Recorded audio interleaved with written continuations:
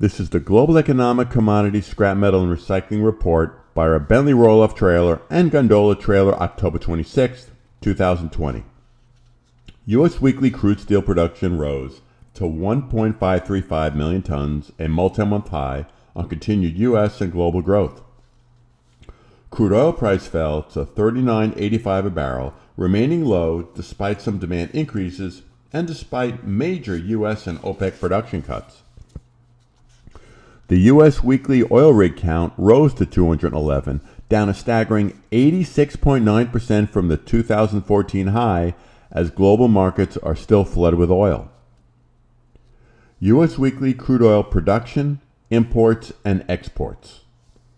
Production fell to 9.9 million barrels per day, see below, almost a two-year low.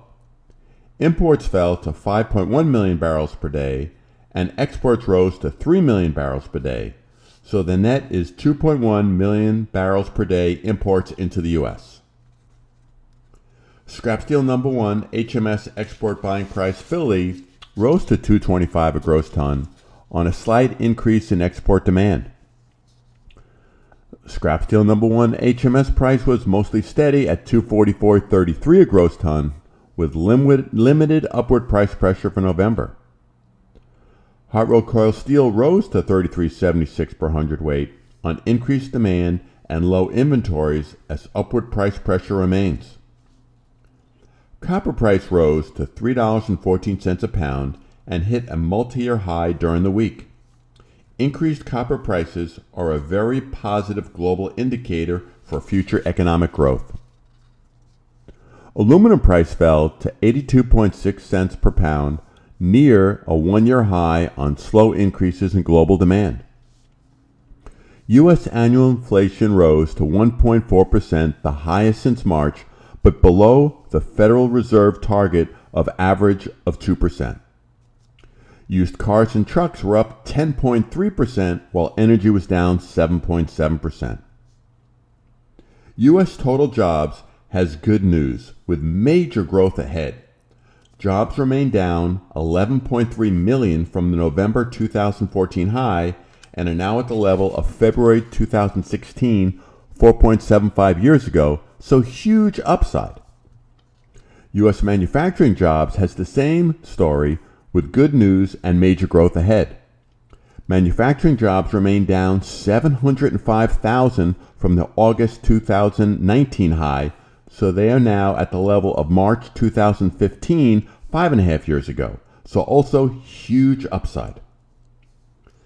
September's U.S. housing starts rose 1.9% to 1.415 million annualized, triple April's 2009 low, but below the level of 70 years ago. Single home sales were up 8%, while multifamily homes were down 16.3%, driven by COVID lifestyle changes. September's U.S. sales of existing homes jumped 9.4% to 6.54 million annualized, a 14-year high, driven by low interest rates and people moving out of cities due to COVID. This is great news for future purchases of home furnishings. October's U.S. IHS Composite Index increased to 55.5, the fourth month of expansion, which is great news. Manufacturing output rose the most in 21 months. Orders rose, job growth slowed though, and sentiment though was the highest since May 2018. Wall Street's Dow Jones Industrial Average fell 270 points to 28,226 as slow economic growth continues. Markets remain nervous as the COVID daily death rate hit record highs in some states, and as the U.S. is moving away from control of COVID to focus on therapeutics and vaccines. As always, feel free to call or email me with any questions, and we hope all have a safe and profitable week.